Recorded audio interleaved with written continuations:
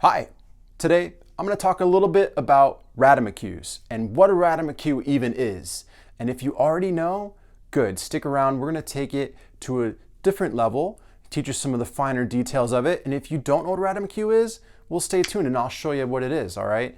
A few years ago, I used to teach the University of Tennessee drumline, and the students there referred to Ratamacues as the lost rudiment, something they had heard of but never really used before.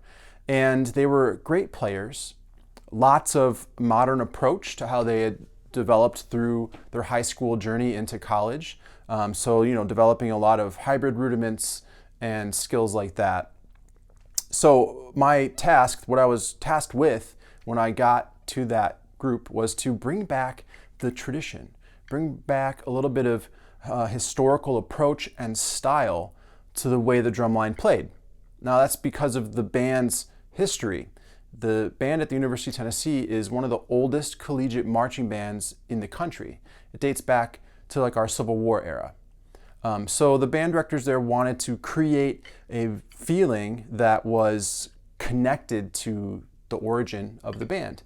And so we started to rewrite the book, or I started to rewrite their drum book and incorporate these rudiments, these 26 standard American rudiments or the 40 basic rudiments, into their repertoire and into the way that they practiced and trained. And then that turned into creating a drum and fife performance group that the students would play in for their off season if they wanted to.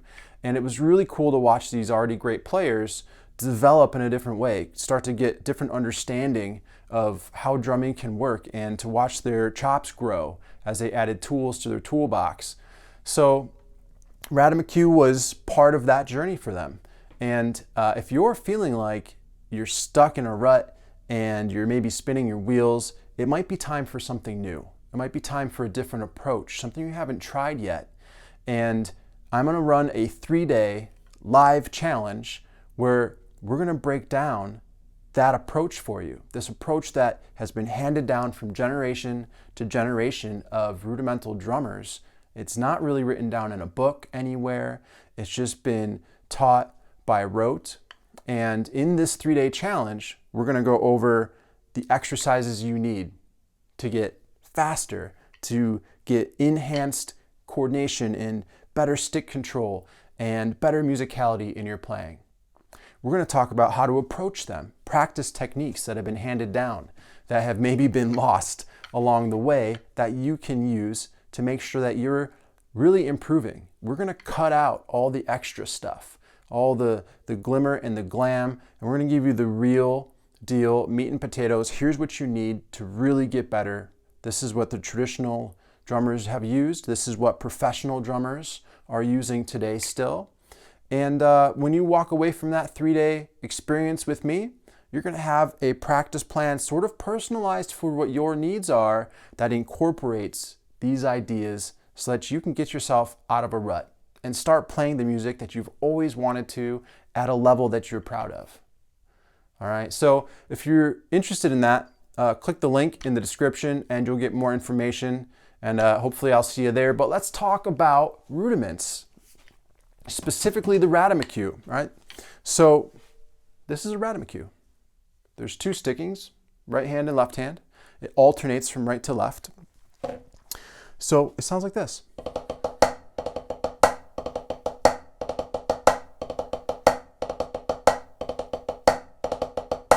Notice a big accent here.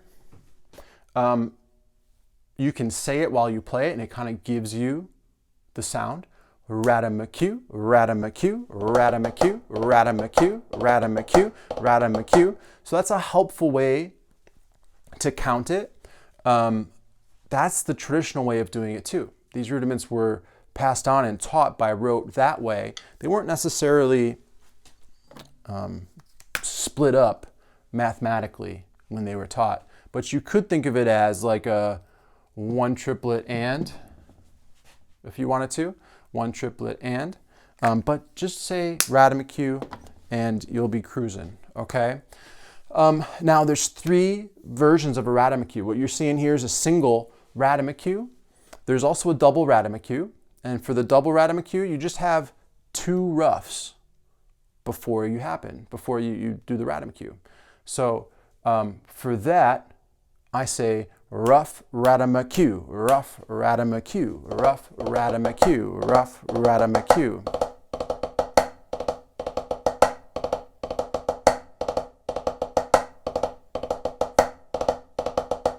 So that's double Ratamacue.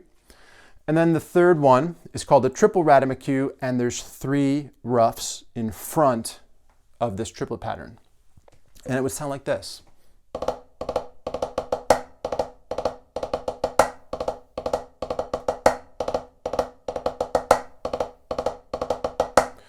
Okay, now there's some different ways to practice this, and one of the ways we'll start with a triple Ratamacue, and we're going to take out the roughs. So you're just playing the background, the skeleton of it without those grace notes. And it would look something like this. Right, right, Ratamacue, left, left, Ratamacue, right, right, Ratamacue, left, left, Ratamacue. Okay, now you can just do this with one hand if you want. Right, right, Ratamacue, rest, 2, 3, again. Right, right, Ratamacue, rest, 2, 3, again. Right, right, Ratamacue. But that's the skeleton you're going to use, and you can sort of form it into whatever's the most effective and useful way for you with where you're at. All right, if you're going to do it just one hand at a time, make sure you do both hands still. So we'll do the left hand now too. Left, left, Ratamacue, left, left, Ratamacue, left, left, Ratamacue, left, left, Ratamacue. Okay, now the grace notes fit within that framework, and they're opened. Okay, so they're going to be rough, rough, Ratamacue, rough, rough, Ratamacue.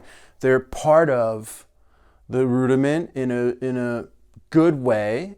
They're not too small. But when we get faster, this is where some of the higher level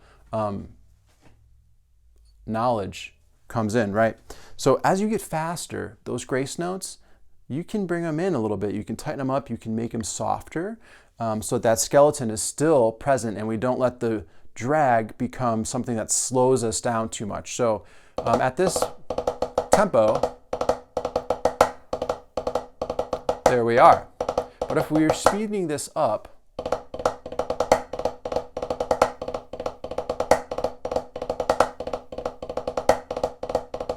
you see how things got a little bit tighter? We still want this to be the main part, right? We don't want this to overtake that. Hear the difference when the grace note overtakes the tap? So I'll do it one more time where the grace note's going to overtake.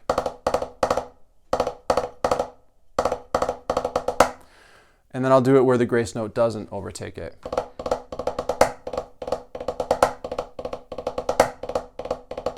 So it's a little bit of a different balance. And as you speed up, we start to think about those things and you start to choose a little bit of what you want your phrasing to be. All right. But first you start with the fundamentals of a nice full opened grace note for that. Okay. Also, another sort of higher level detail, there's a tiny little, never written, but implied crescendo to the accent. And I make it look like this because it's going to be slow at the beginning and then big towards that accent. But be careful, you don't want this to be too loud so that it sounds like there's another accent. We don't want another accent there. And if you go too big, you might make it sound like there's a second accent there. So listen carefully to how this develops.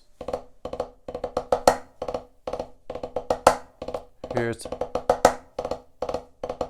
just a little bit of sort of direction. We don't even have to call it a crescendo. That's just the musical term for it. But you're giving it direction. You're flowing to the accent.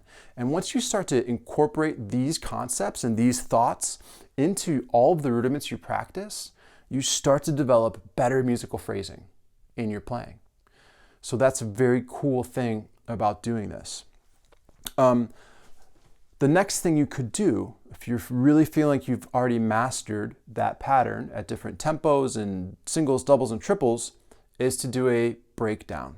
That's where we go from slow to fast. You're going to incorporate all of these different ideas together while going through a total stick control a master work of stick control. Because we're going from slow, really big wrist strokes, to faster where we're using more finger control and our arms are involved differently. So let's take a look at what that sounds like, all right?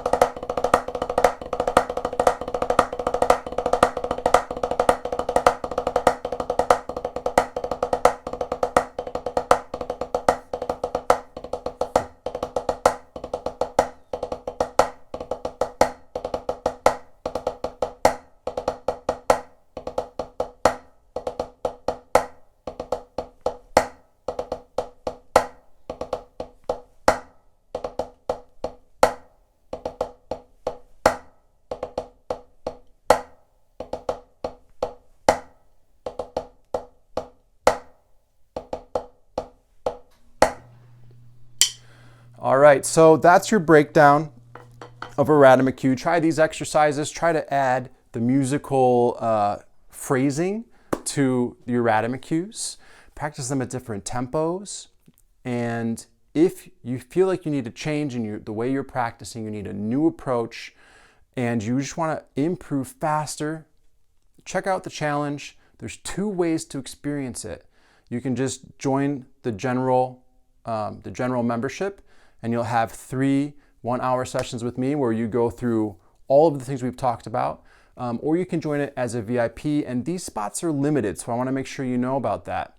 The VIPs will have an extra hour on the front of every session where you can actually get to talk about drumming with me, ask me any questions about your drumming. We will sort of have little one-on-one moments in the group where you can really pick my brain about anything you want to about drums. All right, but that's limited. I want to make sure it's a small group so that everyone has a chance to be heard and to be helped. So get that before they're gone. It's going to be first come, first serve. And hey, as always, keep drumming, keep practicing. Let me know what you want in the comments so I can keep helping you better. I'll see you next time.